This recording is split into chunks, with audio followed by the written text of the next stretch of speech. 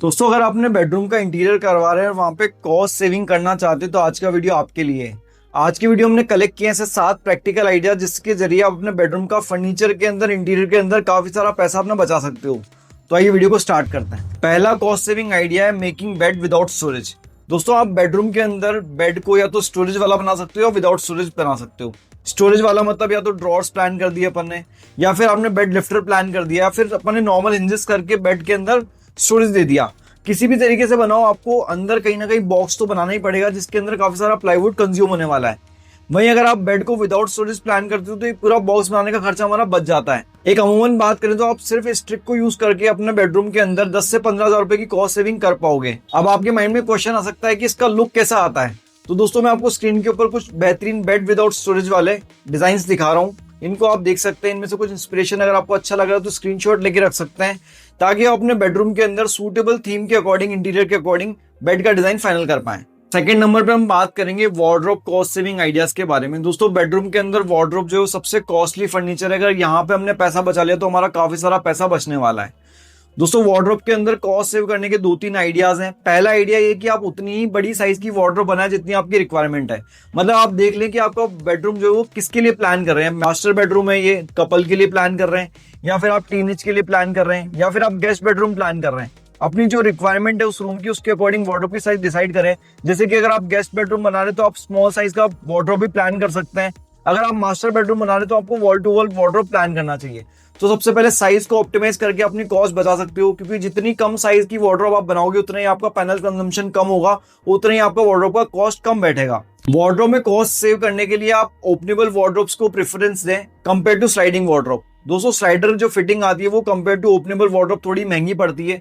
अगर आपके यहाँ बजट टाइट है तो आप प्रेफर करें कि आप वार्डरोब को ओपनेबल फॉर्म में या हिंज फॉर्म में बनवाएं। उसके लिए आप ऑटो हिंजेस या एल हिंजेस वगैरह काम में ले सकते हैं। और लास्टली, अगर आपका बजट बहुत ज्यादा कम है तो आप मार्बल स्ट्रक्चर की वार्डरोब भी प्लान कर सकते हैं। इसके लिए आप वार्डरोब का पूरा जो कारकेस बनने वाला है उसको आप प्लाईवुड की जगह मार्बल में प्लान कर दीजिए, स्टोन में प्लान कर दीजिए। ऐसा करने से आप अपना वार्डरोब के ऊपर होने वाला लगभग 50% कॉस्ट सेव कर पाएंगे। लेकिन यहाँ पे पॉइंट ये कि आपके यहाँ इसके लिए स्किल्ड लेबर अवेलेबल होनी चाहिए। साथ ही आपके उसमें एक वेल डिजाइन प्लान होना चाहिए जिसके अकॉर्डिंग आप अपने वार्डरोब का इंटरनल स्टोन स्ट्रक्चर बनवाने वाले हैं। अगर ऐसा नहीं होता तो बाद में जाकर के आपको वार्डरोब इंटरनल को यूज करने में प्रॉब्लम आती है, उसमें ड्रॉर्स वगैरह को फिट इन करने में प्रॉब्लम आती है। तो अगर आपका बजट कम है तो आप प्री प्लानिंग करके मार्बल का ड्राइंग बनवा लीजिए वार्डरोब का, और उसके अकॉर्डिंग वार्डरोब को कंप्लीट करवाइए। ऐसा करके अपने बेडरूम के अंदर वार्डरोब में काफी सारा खर्चा कम कर सकते हो। अगर अपने घर का इंटीरियर प्लान कर रहे हैं और डिजाइनिंग एंड कंसल्टेशन में ऑनलाइन हेल्प चाहते हो तो हमारी सर्विसेज अवेलेबल हैं। सारी डिटेल्स मैंने डिस्क्रिप्शन बॉक्स में डाली हुई है। साथ ही आपको नंबर नजर आ रहा है, इसके ऊपर भी आप कॉल व्हाट्सएप करके कनेक्ट कर सकते हैं। तीसरा, हम कॉस्ट सेव कर सकते हैं बेड की बैक वॉल को स्मार्टली डिजाइन करके। दोस्तों, आपको बेड की बैक वॉल को अच्छा दिखाने के लिए उसमें विनियर या पैनलिंग करके पूरा प्लाईवुड से भरना जरूरी नहीं है। आप सिंपलर वे में भी बेड की बैक वॉल को अच्छा बना सकते हो। इसके लिए कुछ आइडियाज मैं आपको बता देता हूँ। पहला आइडिया ये, आपकी बेड की बैक वॉल के ऊपर different shade of paint use कर लीजिए compare to all other walls, तो अपने आप आपका बेड बैक वॉल हाईलाइट होने लगेगा। दूसरा आइडिया है ये कि आप इस तरह की जो मोल्डिंग्स आती है, पीवीसी मोल्डिंग्स, ये यूज कर सकते हो। डिफरेंट डिजाइन इसकी बना सकते हो क्योंकि काफी कॉस्ट इफेक्टिव प्रोडक्ट है। अगर मैं इसकी बात करूं तो लगभग 8 फीट की जो लेंथ आती है इस वाले प्रोडक्ट की, वो लगभग 55 रुपए की आती है। इस तरह से ये वाला जो बीच वाला है लगभग जो 1.25 इंची का रिबन का है वो 90 रुपए का 8 फीट आता है। इस तरह से लगभग आपको 250 यानी कि 250-300 रुपए में पूरा जो है बड़ी से बड़ी मोल्डिंग जो है आपको अवेलेबल हो जाती है। ऐसे में आप इसकी डिफरेंट डिजाइन जो है अपने बेड बैक वॉल के ऊपर यूज कर सकते हो। जैसे कि आपको इंटरनेट पे काफी सारी डिजाइन भी मिल जाएंगी। वैसे भी आप अपने यहाँ पे कस्टम डिजाइन करवा सकते हो, और यूजिंग पीवीसी मोल्डिंग आप काफी कॉस्ट इफेक्टिव तरीके से अपना बेड बैक वॉल डिजाइन कर सकते हो। अगर आपको ये भी सेटिस्फैक्टरी नहीं लग रहा तो आप बेड बैक वॉल पे पीवीसी मोल्डिंग के साथ में वॉलपेपर काम में ले सकते हो। या फिर आपको चाहिए बहुत ज्यादा अच्छा डिजाइन तो आप क्या कर सकते हो कि एमडीएफ की जो पैनलिंग करानी है आपको, वो सिर्फ 30% वॉल पे करिए, पीछे से रोप लाइट दीजिए और अपनी पूरी वॉल को हाईलाइट करना दीजिए। ऐसा करने से आपका पैनलिंग वाला पार्ट सिर्फ इतने से पार्ट में जाता है जिसपे सीएनसी होता है, और बाकी पूरा पार्ट जो है आपका वॉल वो एम्प्टी रहता है, और पेंट उसके ऊपर कर दिया जाता है। ऐसा करके भी अपना काफी सारा कॉस्ट सेव कर सकते हो। तो यहाँ पे पॉइंट ये कि आप बेड बैक वॉल के ऊपर स्मार्टली डिजाइन कीजिए ताकि आपका लुक भी अच्छा है और आपका कॉस्ट भी बच जाए। Fourth idea, using multipurpose furniture, यानी कि फर्नीचर एक है लेकिन उसको काम हम 2 तरीके से ले सकते हैं। एग्जांपल के लिए आप बेड के जो साइड में टेबल बनाते हैं, बेड साइड स्टूल जिसको बोला जाता है, उसी में आप ड्रेसिंग मिरर फिट करके ड्रेसिंग टेबल का भी काम में ले सकते हो। सिमिलर वे में अगर आप अपना टीवी के लिए पैनलिंग कर रहे हो, टीवी पैनल बना रहे हो, तो उसी के अंदर स्टडी स्पेस भी बना सकते हो, स्टडी टेबल के रूप में भी काम में ले सकते हो। या फिर आप अपना जो टीवी वाला आपने पैनलिंग करी होगी उसी के जस्ट साइड में कंटिन्यू करके वहीं पे ड्रेसिंग सेटअप कर सकते हो। तो इस तरह से आपको क्या है कि मल्टी फंक्शनल सोचना पड़ेगा कि कैसे आप एक फर्नीचर को दो काम में ले सकते हो। ऐसा करने से आपको दो अलग अलग फर्नीचर नहीं बनाने पड़ेंगे, आपका काफी सारा कॉस्ट आपका सेव होने वाला है। फिफ्थ नंबर पे आप सेविंग कर सकते हो मटेरियल सिलेक्शन के अंदर। कैसे कर सकते हो? जैसे कि आप वार्डरोब प्लान कर रहे हो, आप बेड प्लान कर रहे हो, तो जरूरी नहीं है वहां पे आप वाटरप्रूफ कैटेगरी की प्लाई काम में लें। मतलब प्लाईवुड जो आता है उसके अंदर दो कैटेगरी की प्लाईवुड आती है जनरली, अगर आप मार्केट में देखोगे इस तरह की आपको जो है प्लाईवुड मिल जाएगी जो कि 303 यानी कि एमआर ग्रेड की आती है।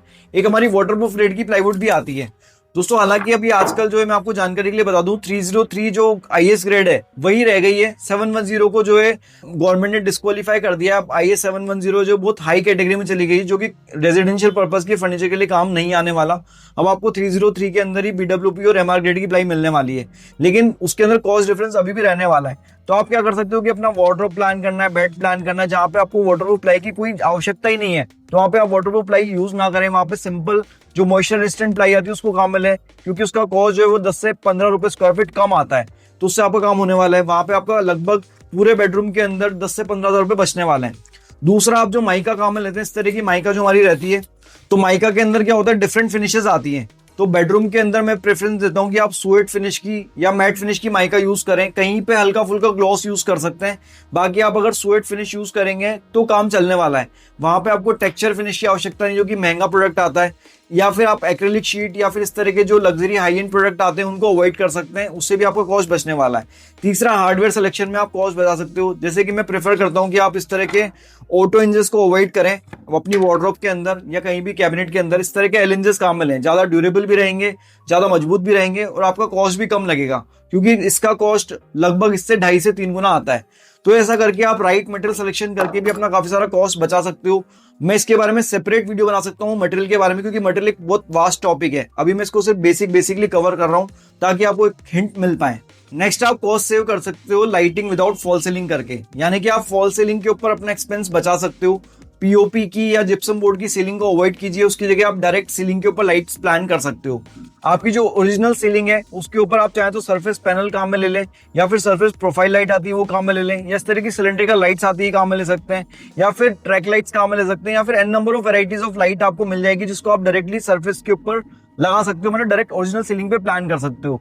यहाँ पे ट्रिक सिर्फ इतनी सी ये है कि आप अगर कंस्ट्रक्शन आपका चल रहा है तो आप मल्टीपल जो वायर्स हैं वो अपने सीलिंग पे दे दें, ताकि आपको बाद में वायरिंग के लिए झिरी वगैरह ना खुदानी पड़े, बाद में आपको परेशानी नहीं आए। ऐसा करने से आपका रूम का हाइट भी मेंटेन रहेगा, हाइट कम भी नहीं होगा और आपको फॉल सीलिंग कराने की आवश्यकता भी नहीं पड़ेगी।